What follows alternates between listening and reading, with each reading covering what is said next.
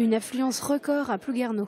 Ils sont près de 1300 coureurs ou marcheurs à avoir participé au Trail d'Île-en-Île, une compétition sportive créée en hommage à Owen, un jeune garçon de 14 ans fauché par une voiture à l'Esnevin il y a 3 ans.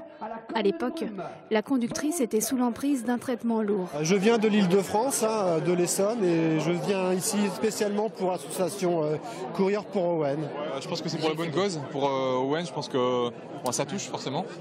Aujourd'hui, je viens tout d'abord pour Marie et Daniel, et pour Owen, bien sûr, pour que tout le monde prenne conscience de l'importance de nos gestes sur la route.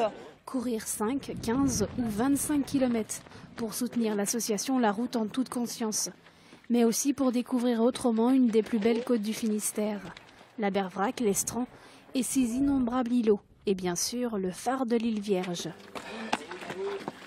Et même s'il y a peu de dénivelé en bord de mer, n'allez pas croire que c'est une simple promenade de santé. On a eu un peu de toutes sortes de supports, des bois, des cailloux, avec un tout petit peu de vase, du sable, chemin des douaniers, donc quand on passe sur les îles et quand on longe la côte. Et puis un superbe paysage, bien sûr, avec l'île Vierge derrière. Il fait beau, donc ça plein les yeux, quoi. Voilà. À travers l'association qu'ils ont montée, les parents d'Owen se battent sur deux fronts. Sensibiliser le grand public aux dangers provoqués par certains médicaments sur la conduite et faire évoluer la loi.